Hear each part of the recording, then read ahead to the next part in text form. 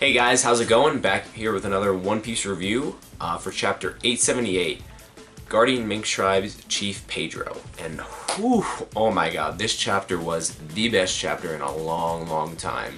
I think now, like starting off now till probably the end of the year, Oda is just going to be cranking out like amazing chapters. That's just the feeling I got from this. But let's get right into it. Chapter 878, a lot to talk about. First thing I just want to mention, on the Shonen Jump cover page, it's actually foreshadowed that Luffy's going to fight Katakuri because he's eating a box of mochi. I did not catch that. On a reread I caught it, or I heard it from somebody, I forget, but that was just a cool little touch that Oda added, a little Oda-ism. But to the main part of this chapter, Pedro. I am 98% sure that he is dead. Oda set it up so well in this chapter. He gave him a little flashback. It's not like the whole chapter was just a flashback of Pedro and then Pedro dying. It was a little flashback of him when Big Mom first took his life away, 50 years of it, and him talking with Perospero, because he was part of the Nox Pirates, and Nox means night in Latin. Him saying that the Nox in Nox Pirates, the night, stands for the night before the dawn, saying that it's always darkest before the dawn, like the Dark Knight.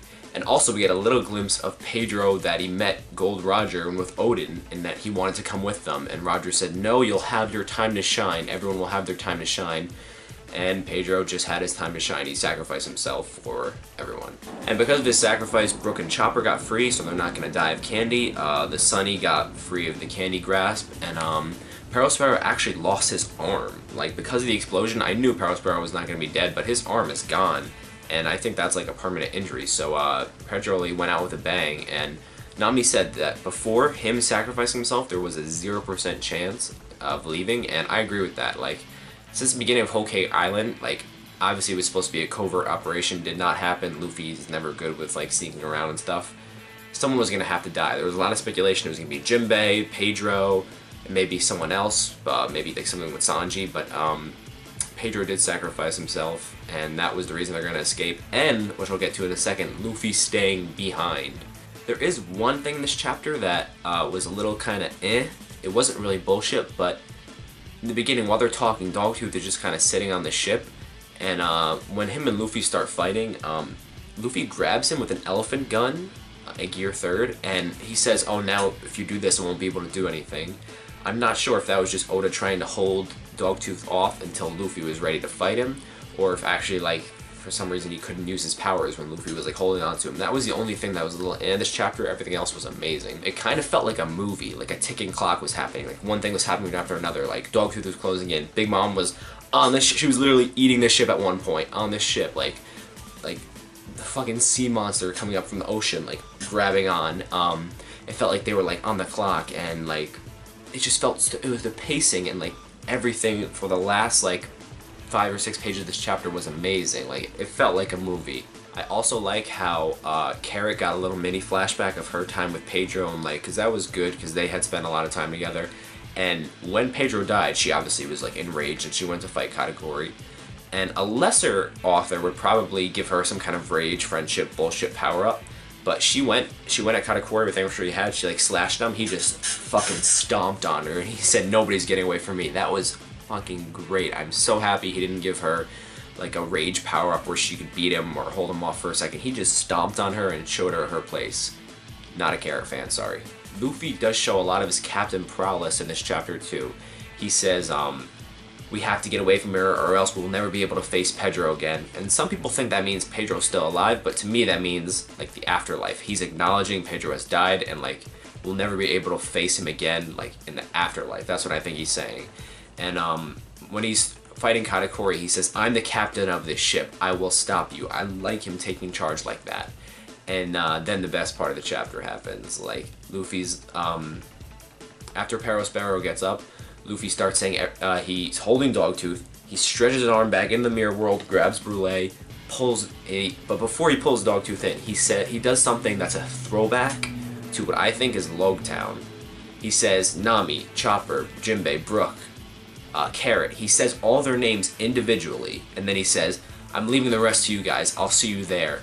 To me, that is a direct throwback to Logtown, when Buggy had him like in the execution thing where he was about to chop off his head, and when he was bringing it down, Luffy says each of his crew members. He says Zoro, Sanji, Nami Usopp, sorry, but I'm dead. And for a minute there, it felt hopeless, like he was gonna die. Buggy was like 1 second away, about chopping off his head, and then obviously Dragon saved him with the lightning. But this has like a similar feel, because he said all their names, and he says, I'm leaving the rest to you guys, so... It's giving me a little uneasy feeling, because I'm not sure, personally, if Luffy can beat Dogtooth. That's a video I'm gonna make sometime this week. I'm gonna do some research and like compare some stats and see if logically he should be able to beat him, but as of right now, I'm not sure. One theory that I have right now is that Luffy's gonna probably pull out something to beat Dogtooth. I don't think it'll be Gear 5th, because I don't think there is a Gear 5th, but it might be his awakening of his Devil Fruit, and there is a clue in this chapter that I think supports it. When they go inside the mirror world, obviously it's like distorted, like it looks like there's stairs coming from everywhere and everything's like warped, and that could either be rubber or it could be mochi, because Luffy and Dogtooth, their fight has been like hinted at for so long, because their powers are very similar, and I don't know, it just always felt like they were gonna fight each other. But the fact that they're in the mirror world and they're not going back to the ship, and that like the mirror world is kind of twisty and like it's kind of like rubber, like, or mochi, so it could be like hinting at the fact that Luffy's gonna awaken his Devil Fruit or use some kind of power up or something like that. I'm not sure. I just think it's a good location for the fight. It's gonna be epic, and it's giving me the same feels as the fight with Rob Lucci, because when's the last time Luffy had a hard one-on-one fight? Like one-on-one, everything was out on the line, like, and it wasn't like cut off. Oh my god, Oda. Oh my god. Oda is setting up for the next chapter or for one of the following chapters to be a fight.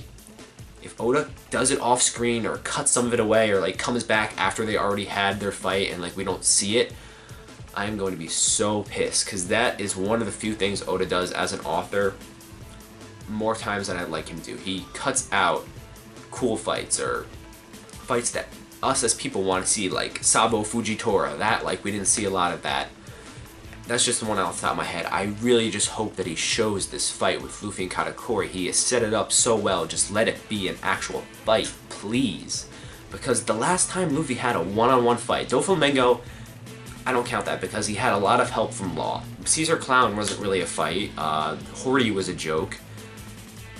The last time he had a one, even before that, like before that was Marineford. There's no one-on-one fights there. Amazon Lily, Shabondi, even Thriller Bark, like it was the Straw Hats versus Oars. I guess you could say Luffy versus Moria, but that was not really a fight. Like the last time, like Luffy one-on-one, I'm pretty sure was with Rob Lucci, and the stakes felt super high. Like you weren't sure if Luffy was gonna win. Rob Lucci was gonna fucking kill the crewmates. He said he was gonna kill everyone. And this, I'm getting a similar feeling, not like the cold-bloodedness from Dogtooth as I got from Rob Lucci, but the one-on-one, like the isolation. They're in the mirror world. There's like a couple Big Mom soldiers in there with them, but Luffy could just use Conquering Haki on them. They're not going to interfere with this fight. I want it to be a really good one-on-one fight, Oda. Please. Please. He doesn't have to win. There doesn't have to be like a victor or someone's defeated. Just give us like a good amount of fighting, like some techniques, some good like shots, stuff like that. I just want to see it. Please, Oda. Please. Sorry, I just went off a little tangent there. I just really want it to be a good fight. But the only thing that I could see happening, because the Straw Hats left, besides Sanji, who is making the cake with pudding, how is Luffy gonna get off the island? Because the Sunny's gone. The only way I could see it is if Sanji somehow brings the wedding cake, calms down Big Mom, and then Pudding gives them an escape ship or something. But I feel like Luffy, whether or not he wins or loses the fight, his escape is going to have something to do with Sanji. That's just my thoughts right now. But one more thing I want to say. Frankie is awesome. I know it's random because he has not been in the arc at all. He's on like Wano with Zoro and all of them. But the fact that the Sunny can fly, the Big Mom pirates were surprised by that. So I'm guessing that no other ship, or like maybe there's very few ships in the New World that can do anything besides sail, like, because the Sunny is super advanced. It flew to the sky. Jinbei doubted that the Sunny was gonna fly.